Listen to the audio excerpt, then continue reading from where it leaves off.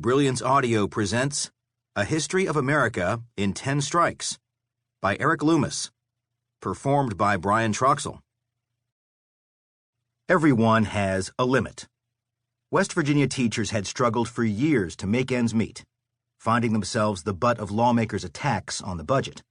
They worked in underfunded school districts, in buildings that were falling apart, and for less money than any teachers in the country except for 3 other states. Despite their pathetic salaries, they bought school supplies out of their own pockets. While the teachers had unions, those institutions had struggled to fight back and were tired. West Virginia became a so-called right-to-work state in 2016, allowing workers to opt out of their unions and still receive all the benefits the unions won. This reduced union power, but it did not mean that workers considered themselves powerless. Seeing that the union officers would not lead a counterattack, teachers Emily Comer and Jay O'Neill started a secret Facebook group to organize their fellow workers throughout the state's schools. Comer said, "We thought this would be an easier way to get in touch with people and keep people updated on what was going on." The Facebook group caught on like wildfire, attracting even teachers who had left their union.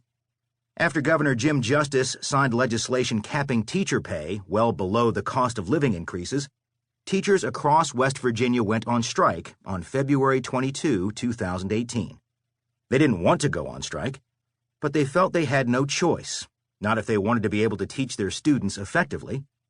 Rebecca Diamond, an elementary school teacher who spends her weekends working a second job at the local Hardee's, said, "I have lived in West Virginia my whole life.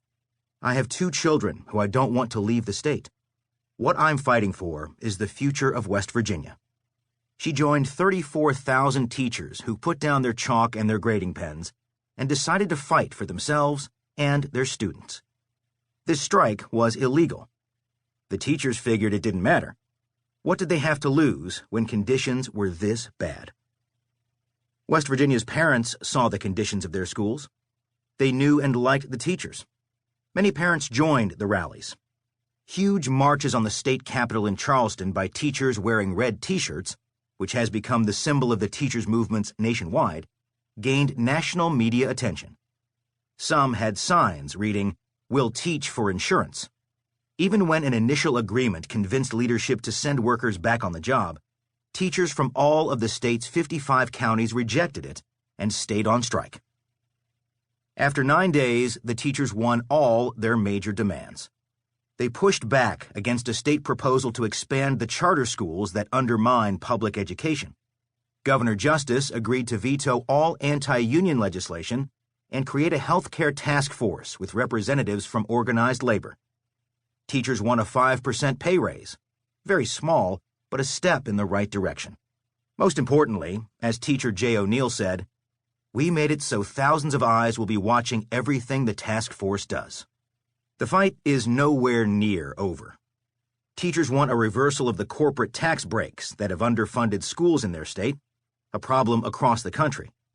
They are fighting for themselves, their students, and the future of their state. Though they won their immediate demands, they know that their strike was one skirmish in an endless push and pull between workers and bosses in America.